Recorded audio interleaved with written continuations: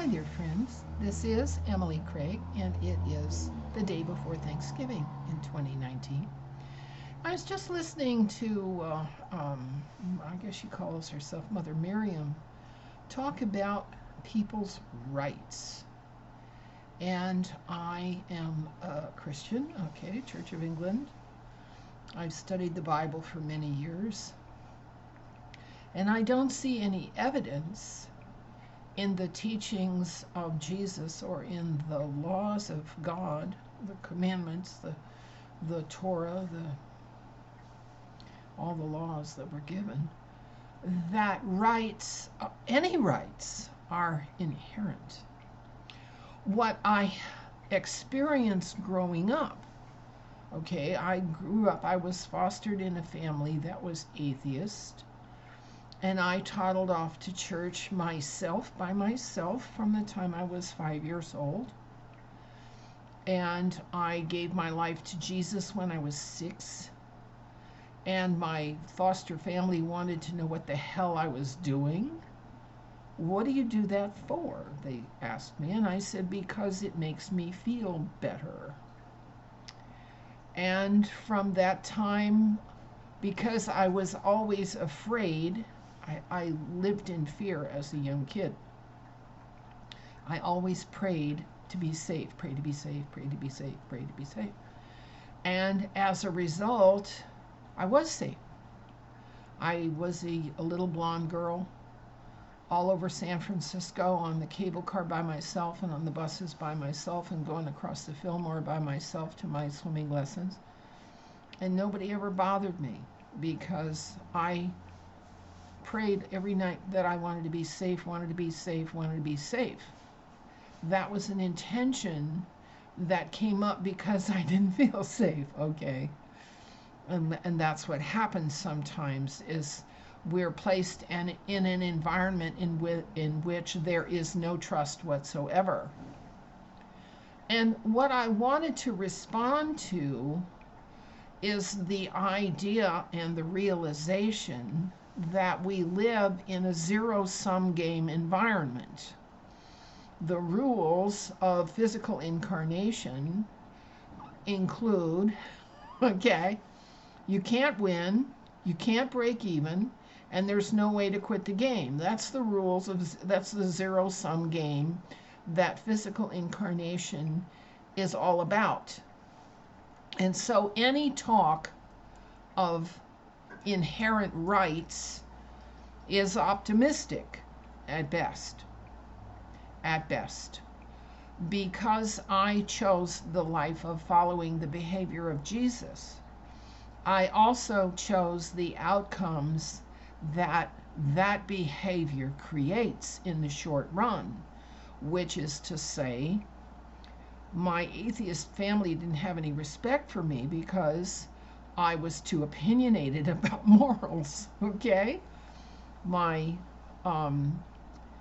secular materialist family alienated me because I stood for principle.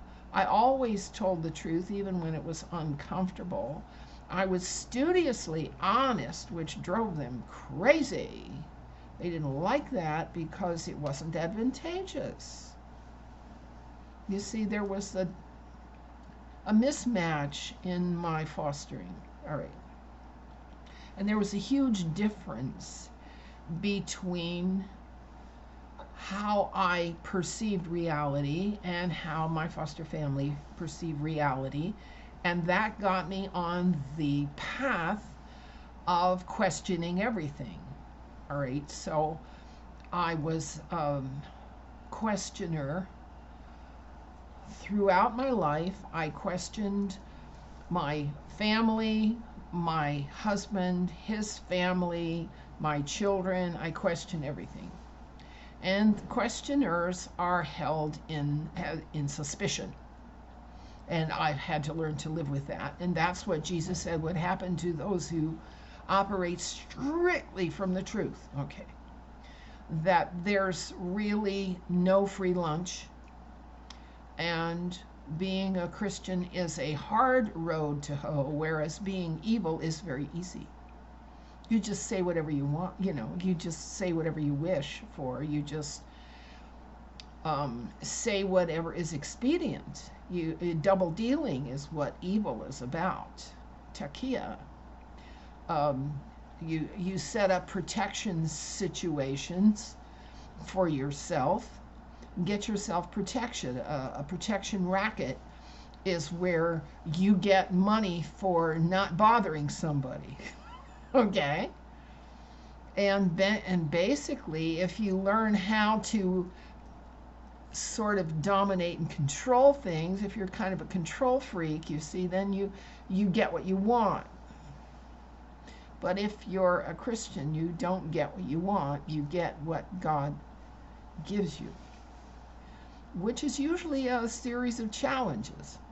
You see, there's a difference between accepting a challenge versus trying to be successful and get what you want. And so when the statement is made that humans have inherent rights, that is a wish.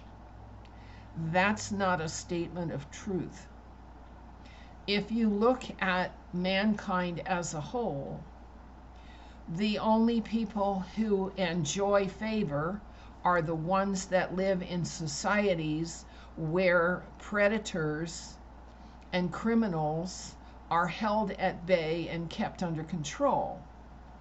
A society in chaos doesn't protect anyone, and the rich and the poor alike can be victimized. Now, of course, money can buy you protection, but if that's what you're doing with your money is buying protection, then you're not in a covenantal relationship with the higher universe hierarchy.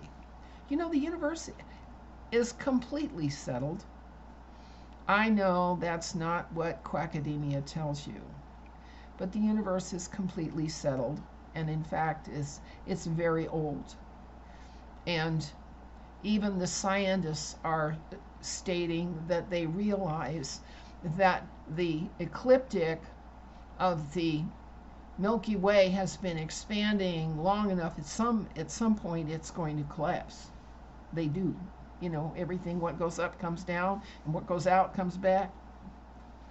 All right, so we live in an old universe that's totally populated, and there are covenants at work, and there is the ascension process at work in which spiritual dynasties send their souls to get experiences, and then the souls have the opportunity to return to spirit, return to God. That's the ascension process. Okay.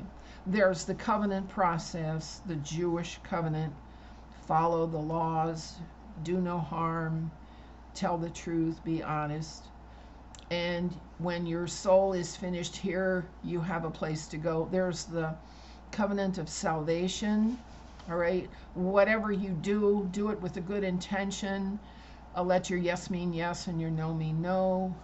The golden rule: do unto others as you would have them do unto you. If you follow those intentions and those beatitudes, the attitudes, the behavior is what gets you justified. The attitudes is what gets you justified to live with Jesus when you're finished in this world. Okay. And I can't comment on the Islamic covenant because the behaviors of taqiyya, double dealing, jizya, protection rackets, and jihad, domination, are built right into their holy book. So I don't know what to make of it. I just don't know what to make of it. But the idea that we have inherent rights is refuted by the simple fact of ET abductions that run in the United States. 40 to 45,000 people a year simply disappear without a trace. And in Japan, the number's 11,000. All right, so anyone who has the belief that there are some inherent rights at work here, you're wishing. And what isn't happening in our schools and in academia that should have been happening all along is that our young people should be advised about the paths that are available to them in terms of connecting with the larger universe, along with the consequences for those paths. Because the Christian path is tough, it's hard, all right?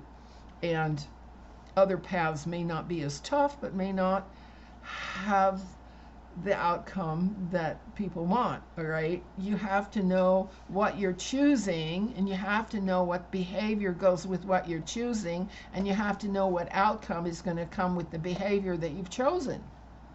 And that's not being told to our children now. They're expressing entitlement and expressing the simple expectation that they're going to be cared for. Socialism is the nanny state. It takes care of everybody at a minimal level. And it discourages and punishes anybody who expresses or demonstrates any initiative. The nail that pops up gets pounded back down. That's socialism. And that's what our young people want now, because they haven't been apprised, they haven't been advised of the outcomes of the choices that they make from the time they go through puberty. They're becoming sexually active way too young. They believe in satiety and ease all the way through high school because they're busy playing with their thumbs on their video games. How often are they interacting in a real causes and effects scenario? Not often enough. So we have a predicament to deal with, and let's just deal with it. All right? I contribute what I can, you contribute what we can, and we will bring about corrections to the false and dishonest ideas that a nanny state can produce ease for everyone, that double dealing and protection rackets are the way you want to configure a society so that every human life has value. Under a protection racket, the majority of the people have no value. We have to be clear about the consequences of what we tell our children is correct behavior. And I think we could use a little more thought about this whole matter of what we're facing. You know, there's no way to win the game, no way to get even, and you can't quit. Zero sum is the actual situation that we are confronting.